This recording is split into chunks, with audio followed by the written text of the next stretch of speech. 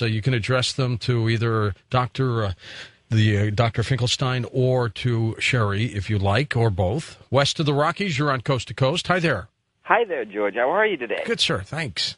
This is Harry listening to you from north of Seattle on the great KGMI 790. Hello there, Harry. I must say, it's remarkable to listen to your broadcast tonight, and I'm sure all of our listeners are really piqued on this. And it ties in with me because I've lost a brother due to suicide. And yeah, and it's really tough now to get over it because it's over a year now. But it's sorry really, to hear that. Oh, yes, very much so. But it's not just for me; it's for every single one of us that have to go through it together as a collective experience. Mm-hmm. But because of the fact that I know there's so many more people that would like to have the opportunity to talk, I'll keep mine brief. And, George, I would like to make a prediction, though. One of these days you will interview me. All right, good. Yeah, and this is my fourth time getting to actually talk to you, so I even feel it more of a privilege because I also know for who I am that the bigger picture is telling me, Harry, there's a lot more for you to do there, my brother. And I'm like, yep, I do understand that. And just like what's going on tonight with you, Sherrie, in regards to if nobody would ever know you or that you're doing this and we were able to meet you on the street, face to face, and you started talking to us, your voice is there, and it almost kind of tells us to our soul that, there is more going on. Thank you. I'd like to ask you, do you feel that in yourself that it is the bigger picture, the higher consciousness, God, yes, telling us that it is the time, it's come for us to know the veil is being lifted? Yes, absolutely. And we've been saying that at the press release today. This is not about Marilyn Monroe. This might be temporarily about Marilyn Monroe just to get kind of like the gift wrapping on the present. I think that the fact it's just an awareness, it's just a tool, it's just a spokesperson, the way Pamela Anderson speaks for PETA or, Marilyn, and the fact that I've acknowledged my suicide and I acknowledge the karma that has come with it. And I sort of feel like if I make a deal with God that this is a fair trade, I completely am willingly to sacrifice myself on the tracks to let the world know that not just suicide, but this is really about that too, but about race hate and religious hate. It's absolutely pointless. You will come back and make the same mistakes. I almost killed myself again several times in this life. And the thing is that I've got to reach out to these people and let them know, hang on, find a way. Like, it's just pointless. You'll come back and do it again. You'll come back and feel everything you felt and everything you've caused. Sherrie, did she talk much about Joe DiMaggio? Did she or did I under regression? Well, how about you under regression? I keep thinking you are her. Yeah, Joe, I believe that I confirmed that there was going to be a marrying, but I said that we were going to Hawaii to get married privately and have a party later. You were going to get married again, you mean? Yes, to Joe DiMaggio. I did say that under regression, and it's stuff I didn't even know beforehand about going to Hawaii. I had no idea he was popular there or he goes there as Sherrie, and I predicted, like I said, that under regression. Joe, he became very lovely near the end, what I remember and what I regressed on. But when I regressed on the earlier times, he was a tyrant. He was an Italian male. I mean, he was a popular man's man, and he wanted to be the boss, and it makes sense. And you didn't want him to be? Yeah, I did want him to be. I really did. I feel attracted to that. I like that kind of man, but the thing is that it doesn't work with her ambitious career. She was extremely ambitious. Sure was. It didn't work. Wild Card Line, welcome to Coast to Coast. Hi there. Hello, George. Yeah. Hello, Dr. Finkelstein and Sherrie. Hi. I wondered if any of you had heard of the housekeeper, Marilyn Monroe's housekeeper, had made a statement to the investigative journalist Anthony Summer in 1984 that she did lie to the press and to the police, and that she came back a year before she died and said she invented the whole thing, that Marilyn was actually removed from her apartment, her bungalow, at 2 o'clock in the morning, and that she was alive when she was removed, and then was brought back at 4 o'clock in the morning, and that Bobby Kennedy was somehow involved. The ambulance driver confirmed what the housekeeper said.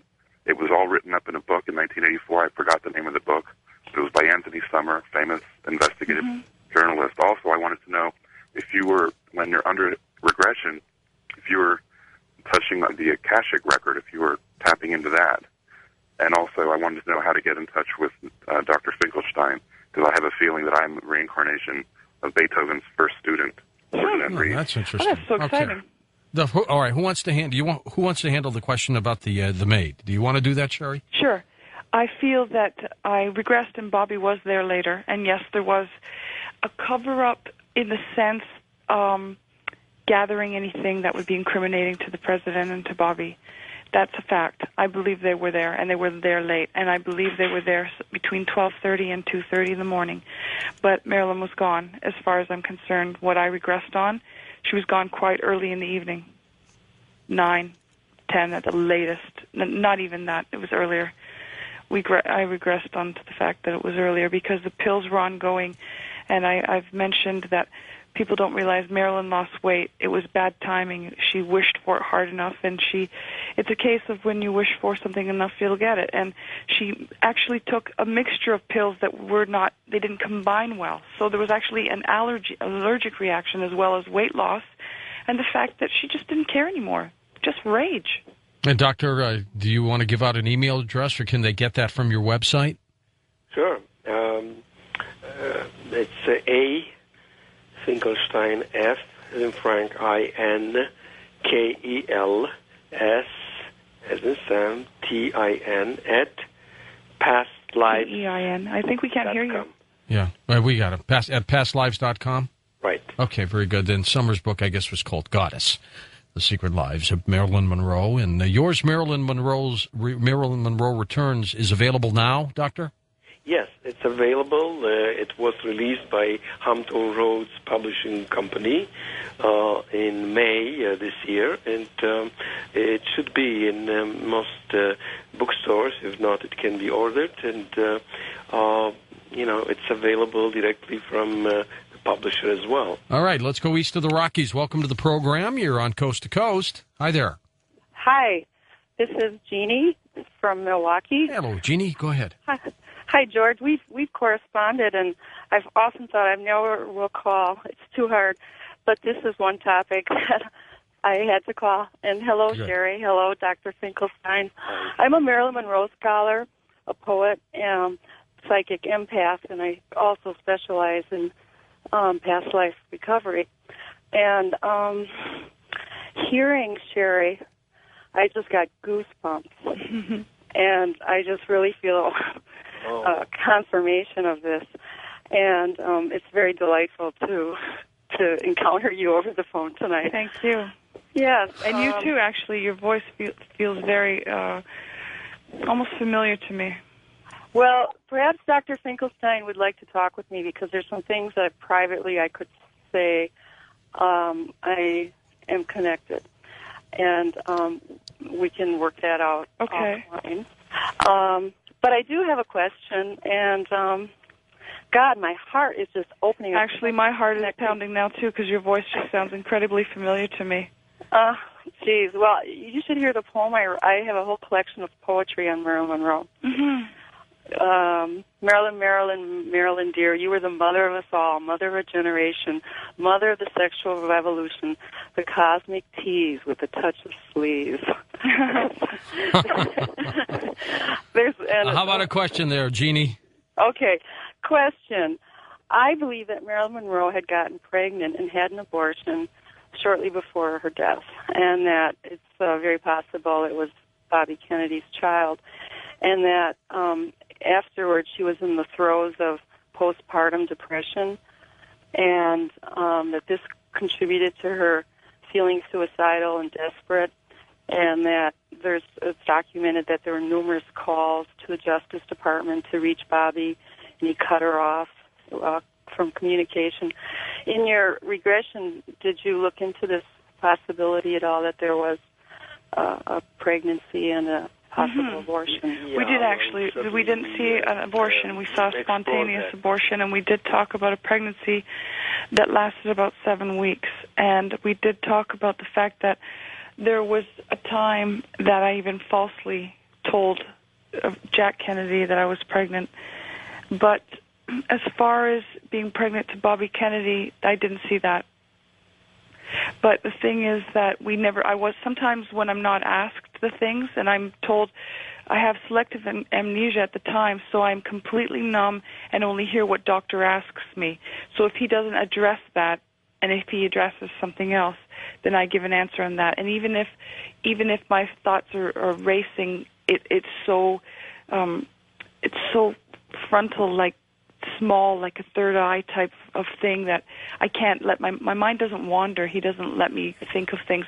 So, but I imagine that there's more regressions to come, which I actually dread. Why? Because it's a physical thing as well as a mentally taxing, emotionally taxing. I mean, I don't want to scare anyone from regressions because perhaps it wouldn't even come close to what I did because he took me to the deepest level that anyone can go.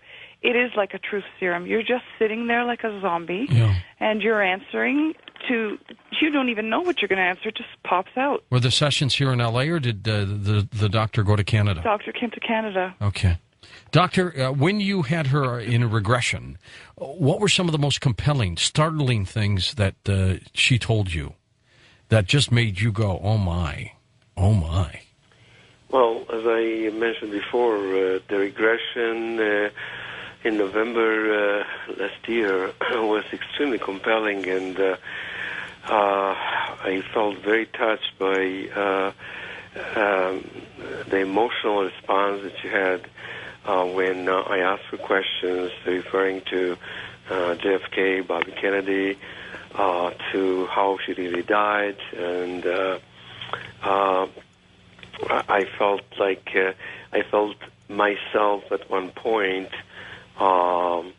unsure if I can handle that, and I asked God's help, and I gripped her hand as she gripped mine, and held her like to keep her alive here in this physical life, because she was like going away from me.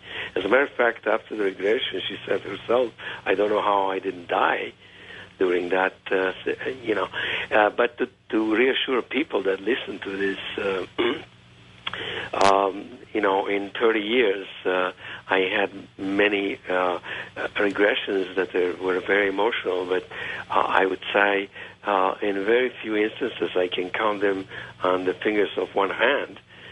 Somebody would be at that point at almost going out of its body and dying in my hands. That didn't happen. Most of the experiences were easy for most people, so they shouldn't be frightened to go into a past life regression. On the contrary, they can be liberated of demons. Sherrie, let me ask you, you're in Los Angeles now. When you, either drive around or walk around, are there sites and areas that just bring back some of your thoughts and memory? Yeah, we came in last night around 7 or 8, and it was very trafficky. And we drove through a certain area near Los Angeles and a hospital and streets like, I don't know why, Franklin, Vermont, Oakwood. There was certain areas. I just felt like I had walked down them. And then when we were coming near the beach, I said, but it was funny because it didn't go to Marilyn days. It went to Norma Jean days, childhood, and it was very sad. I didn't feel... It wasn't a glamorous thing. I remember walking to the beach and having snacks, and I felt like the childhood thing was what was. But I had to stop myself because I'm the type of person that if I start crying, my eyes swell, and I knew that I had all this stuff for today, so I just blocked it out. I didn't even really look. I was just sitting in the car, and I had the dog with me, and I was just petting him. I wasn't really looking around, so I haven't really sightseeing yet at all. But I'm very anxious to. I'm curious to what I'm going to feel. Probably hasn't changed too much. I believe it hasn't. And some of the palm trees and some of the houses, it hasn't changed. There's certain things that, yes, obviously, roads and highways as we were approaching, but I thought, oh, my God, like this is just, it felt so right. And I can't wait to see some of the stores and streets, and I'm expecting to find the houses by myself. The house she died in is still there, I'm told. Well, yeah. For sure. You're going to go see that? I am. I'm going to brace myself, and I guess we should document it on camera. Oh, absolutely. Wildcard line, you're on the air with us. Hi there. Hi, this is Vince from Salem, Oregon. Hey, Vince. Go ahead, sir. I had several questions that came to mind, but I'm going to condense it into possibly two. For those of us who aren't lucky enough to have lived a life as a famous person. It seems like she had a very, distinct triggers, like she's Marilyn Monroe. For other people who, want to access that, I mean, is there clues that might lead us to maybe what kind of lives we've lived before in this life? That's a good question, and that would be for you, Doctor. Yes. And here, I'm glad that this question was asked because in addition to past life regressions, which are the most compelling, especially if a person reaches a somnambulistic state in which you can eliminate through selective amnesia suggestion anything that could be leading on, there are other signs like biometrics, as I mentioned before. A person looks like, not like a clone because they're different genetic parents, but there's something constant that remains from one lifetime to the next, like the bone architecture of the face, hands, feet, body build, voice pattern, the hairline, the forehead, and linguistics, handwriting, and many other indications that you can follow, which I did with Sherrie Lee Laird. And they proved to be very rewarding because there's a lot of similarity in all this. And then there are coincidences or so-called synchronicities. And one of the most compelling is that Sherrie first contacted me when she was 35-year-old, going on 36, the age Marilyn Monroe died. Sure. Indicating psychological pressure. Right. She was getting close to that time period. Yeah, she was about to resolve that dilemma before a similar fate ensued. She told me of 2 previous suicide attempts.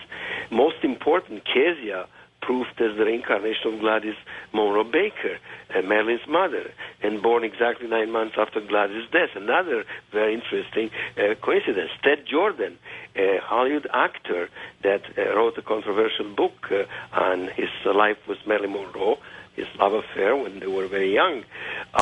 I befriended him unbeknownst to me that he had a love affair with Norma Jean. Then the astrological life experiences like Marilyn. All right, stay with us, Doctor. We're going to take this quick break, and we're going to come back with you and with Sherrie and final phone calls on Coast to Coast AM.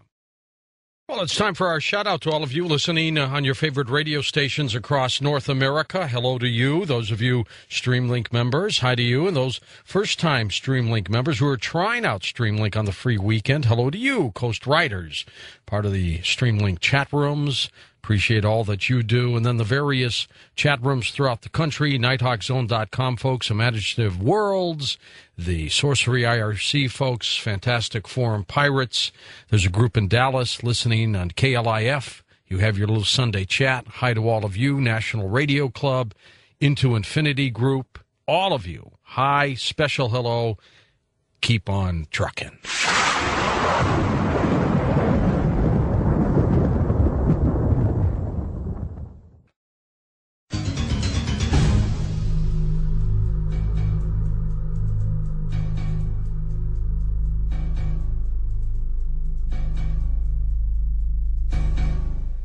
Okay, welcome back to Coast. This is our final segment with our guest, Dr. Adrian Finkelstein and Sherrie Lee Laird. And next hour, we'll have our traditional Friday into Saturday morning open lines. I've got open lines for you next Wednesday, too, because it's a full moon. Let's go to the phones. Let's go to our international line. You're on Coast to Coast. Where are you calling from? Calling from Iraq. Iraq? Yes, sir. Oh, are you a soldier out there? Yeah, I'm stationed over here. Well, be safe. Hello to all our other fighting men and women out there, and thanks for calling. All right. Thank you. And take it away. It's all yours. Okay, I just want to ask a couple questions for Marilyn. Okay, Marilyn's here. Maybe we can get her out to Iraq for one of the Christmas specials, huh? Yeah, that's what me and the guys are talking about. I'm afraid to fly. Like all Sure would be. Okay, go ahead, Jimmy. Okay, Marilyn, I just want a question. When were you born? She won't tell us, Jimmy. She says she was born after Marilyn Monroe died. It's pretty well out there, but I just have an issue with actually saying it. That's what's so silly about the book. You know, I wanted to do this anonymously. I couldn't bear the thought of coming forward. And that's the reason. Just age. It's just a vanity girl thing. But it's especially because in the music business I look half my age, and so people have always thought that. And then now I have to come out with it, so it's really annoying. But I was born about approximately right after, like enough time to make a baby. Because that's a big question. You know, I mean, I'm not saying I'm not skeptic or anything like that. I don't say I disbelieve, but that's just, you know, because if it was, well, she was alive, well, we knew it couldn't be true. And me and the guys were just sitting here. We listen to the show all the time. We really like it. Hey, Jimmy, let me ask you for a second while I have you. How's the morale of the troops out there? Pretty good, pretty good. Oh. I'm in operations. We listen to the show. We got a lot of downtime most of the time. Do you ever feel that, do you ever feel like you guys are over there, and do you ever feel like you've done something like that before? Because a lot of soldiers repeat being a soldier, too. No, I've never really thought about it actually myself. Some of the guys talk about it. I think you're born with it. You know, you can't be a soldier. You have to be born with it. Yeah, you know what? There's a really amazing book to check out by Jeffrey Keane. It's called Someone Else's Yesterday, and he's the Confederate General B. Gordon, and he is a fire captain who was in 9/11 and stuff like that. But it's fascinating. But he talks a lot about the soldiers and how the soldiers reincarnated, and he shows some pictures of guys that he co-works with, and they look exactly like they did then, and it's just really amazing. I mean, maybe as a soldier you would like that. Yeah, I'll have to check that out. Thank you for your advice. Yeah. All right, Jimmy, thank you. Stay safe out there, my friend. Yeah, stay safe. We'll try to get a hold of you next time we listen. Okay, anytime. You call on that international line, that's what it's there for. Isn't that nice? I was going to call you Marilyn. Laugh like that again. You laugh just, well, it's impromptu. You can only do it when it's funny. Right. East of the Rockies, you're on the air with us. Hi there. Is this for Floyd? Floyd, it's all you. It's really odd. I've been on hold for about 15 minutes waiting to come on. Oh. And I am floating. I'm floating around my room. It's amazing.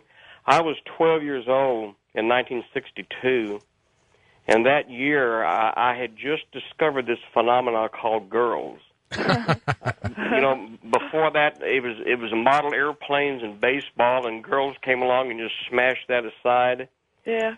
And I can distinctly remember the room I was in and the time of day, and it was actually night when I heard on the radio the news about Marilyn Monroe passing away.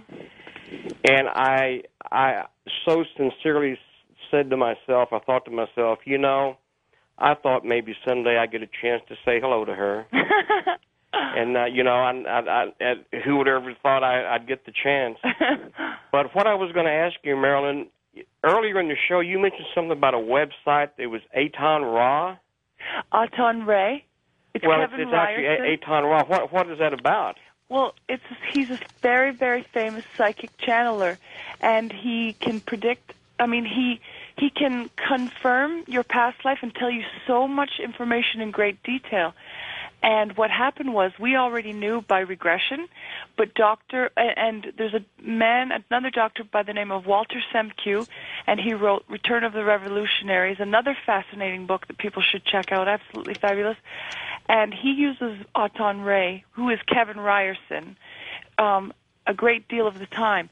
Now, many people have come forward saying they're Marilyn and James Dean and this and that, and he's, you know, basically put the kibosh to the fact that, no, you're not. So we already had done the regressions, and Doctor and I discussed it, like, let's ask him, but we're prepared for the fact that he could say no, but he didn't say no. Have you folks, have you or the doctor ever heard of a book that came out about 15 years back called The Immortals? You know, I think I've heard about it being about Marilyn, but I've never read it. Well, if you get a chance, you ought to try to. It's about Marilyn. It's a novel. It's written as a novel. But it's a very believable novel about Marilyn, Jack, and Bobby Kennedy and their relationship. And I always felt when I read that book that actually the person who wrote it knew what was actually going on, but he wrote it as a novel to play it safe so he could say, well, it was just a novel. It didn't really happen that way. I feel like that about a lot of the books about Marilyn. I can feel and tell from my own knowledge what's true and what's not true, but there are things that I do see that are they're trying to pretend it's jokes, and it's really sounds very right. All I can say is, George, did you think you or I either one would ever get the chance to say hi to Marilyn? I know. What a gift, huh? Yeah, I recorded this, and I'll play it over a lot. Great. Thanks, Floyd. That's so nice. Appreciate Floyd, you being on the program. Here's a quick trick question for you, Sherrie. What was Marilyn's favorite color? You know, people are saying that, I don't know if they're saying it's black or red, but I'll just tell you that mine is just black and red. Okay, so and I think hers was green. And do you know where she was interred, buried, put in? Do I know where she was put in? What she was put in? She was in a green dress, I believe. Chartreuse.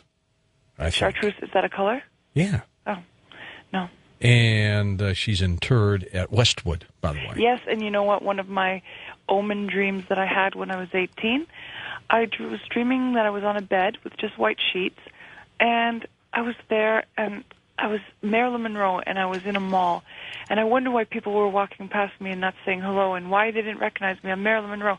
But when I was a child, I woke up with a fright, and I was terrified. I was thinking, this is horrible, and I was sweating, and I knew it was connected to something bad, not something good. It wasn't like, oh, this is wonderful. This was a horrible feeling. However, the ironic thing is, the mall that I was in the dream, and it still exists, is called Westwood Mall. And only later, 10 years later, did I find out she's buried in Westwood Cemetery. So I used to have things like that constantly. It was omens and signals and confirmations. And doctor will tell you with reincarnation, those things are the things that happen a lot. And you just relive a lot of things, and there's one very clues and interesting names. fact that we didn't mention, because I can't hear you, doctor. Yeah, he's on your same somebody line. Somebody asked me about signs, how to recognize, like we did in your case, Sherrie, that you were Marilyn Monroe before. Somebody else wanted to find out about himself, what he was before, so I started saying something about similarities, like biometrics and past life regression and coincidences or synchronicities. And one of them that was very striking was about Tony Curtis. Because Tony Curtis was not considered to have had a romantic affair with Marilyn Monroe. At least it wasn't in public record. However, under hypnosis, Sherrie revealed that in November 2005 that she had a love affair with him. And only in January this year, Tony Curtis, that didn't know about this regression, doesn't know us, he confirmed that he indeed had a love affair with Marilyn Monroe, and that was published in the Esquire magazine of January this year. So it's very nobody believes him, but I do. Coincidence. First-time caller line, you're on the air with us. Hi there. Hello. Yes. First-time caller. Hello. What, are you there? No, too bad. She probably waited so long and she just didn't jump. Oh, well, that happens. Next up, let's go west of the Rockies. You're on Coast to Coast. Hi there. Hello? Hello? Yeah, go ahead, please. And turn your radio down. Turn my radio down? Yes, sir. You're going to get that feedback. All right, how do I sound now? Good. Perfect. Okay, I was wanting to ask a couple of questions to help deduce.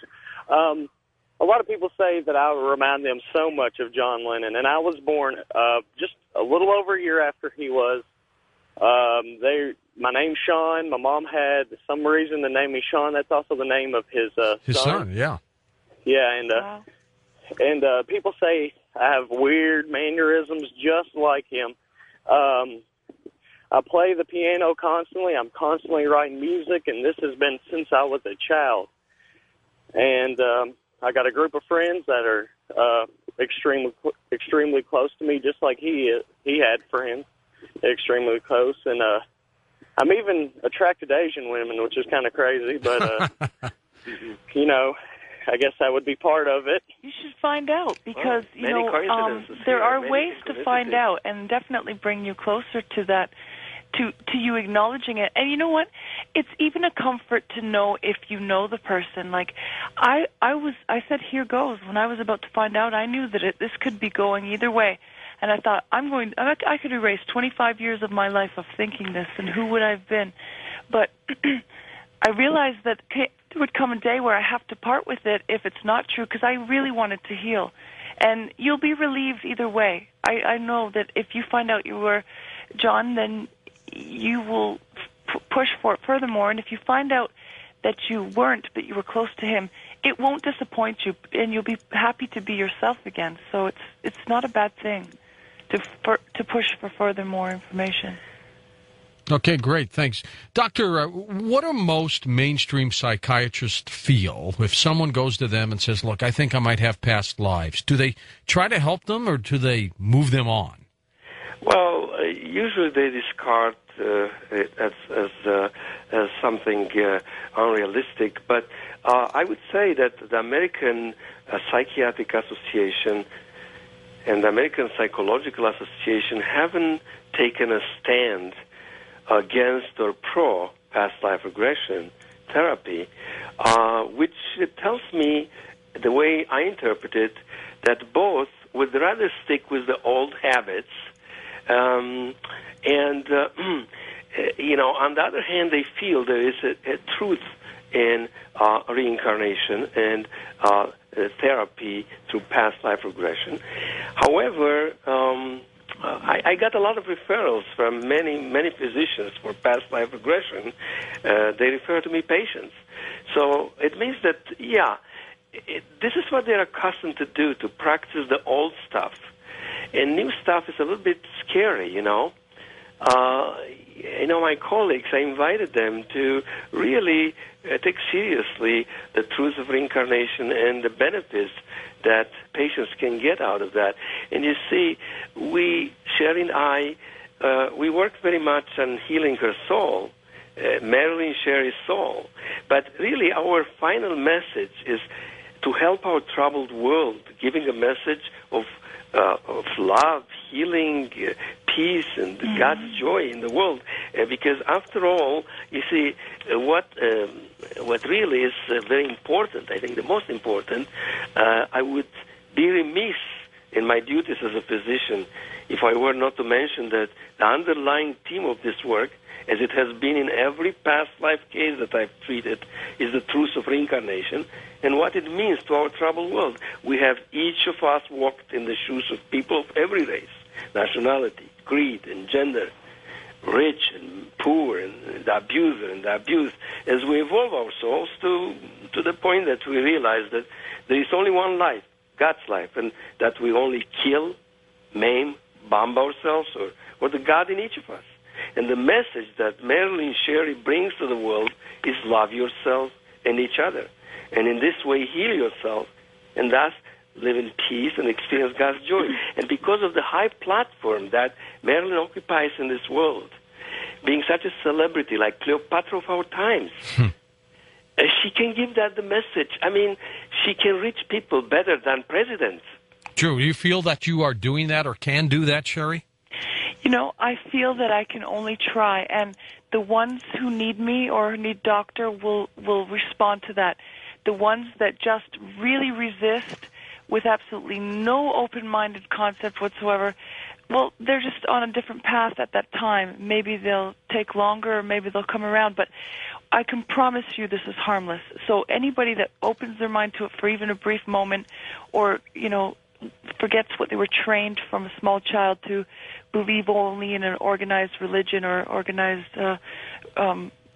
community of things, like force-fed, that kind of thing where it's not possible. They have nothing to lose. It's harmless. It's free. I can't hurt them. And the thing is that I can only just try and make people understand through being kind and hoping people are kind to each other, and just sit and have a conversation. It's just words. It can't hurt you. If you don't like it, then, you can turn off the channel or something. It's not going to hurt anybody. So we just got to bide our time and hope they come to us. All right, let's see if we have time for one more question. You're on Coast to Coast. Hi there. Hello? Hello? Yeah, go ahead, please. Hi, this is Ariana. I'm calling from Seattle. Okay, Ariana, go ahead. And my question, actually, I think that I am Marilyn Monroe's daughter, and I'm in the process of writing a book about it. And so my question to Sherrie is if she has had any kind of inclination whether Marilyn actually had a daughter or not. That's my Okay. I would like to have believed that it did happen. I would like to have foresaw it in the regression. I'd more than welcome it. I know how I feel about Kasia, and I know that she was Gladys, and that's absolutely for sure for me. And I'd be open to it. If I thought Doctor could regress me more and we would talk about that topic, I would love to see it. It wouldn't bother me. I would embrace it. So I didn't see it. I didn't get a chance to be asked it. We didn't see a child. But I think that it would have helped Marilyn a great deal, and I really don't feel that she was capable of giving a baby away in a sound mind. If she was out of her mind, I feel that, sure, I guess anybody can be capable of such a thing, but I mean, her love for animals and mine too, it just feels very hard to conceptualize that, but I myself, I have to have an open mind. So if I could look into that at some point. Hey, Sherrie, how do you feel now that you believe you're reincarnated, the Marilyn Monroe? I'll tell you the main thing besides having Kasia be confirmed to be Gladys, which is what I thought all my life with her anyway. I think I'm just relieved to know that finally I'm not crazy because, you know, you're thinking this, you know it's true, but yet you know it shouldn't be true, it can't be true. And it keeps forcing itself into your face, and yet you just really want it to leave you alone. So it's alleviated some of the hatred I felt for that experience and how badly I wanted it to go away. And I feel like I'm just relenting in the fact that this is silly for me to think this is about Marilyn Monroe. She's already had enough fame to last several lifetimes. This is about you now. No, this is not about me. This is bigger than Marilyn Monroe, bigger than Sherrie. Huh. Well, good for you. Hey, Sherrie, thank you. And Doctor, thank you as well. Thank you. Good luck with everything Thank both you. of you are doing. And I love Dr. Turi, by the way. I'm a great believer in him. Okay, thank you. She does sound like her. She laughs like her. I'll tell you that. Well, we've got 2 hours of open lines to go. I'm going to open up a special hotline because we're going back into time, your time. I'll tell you about that when we come back. I'm George Norrie, and get ready. This is Coast to Coast AM.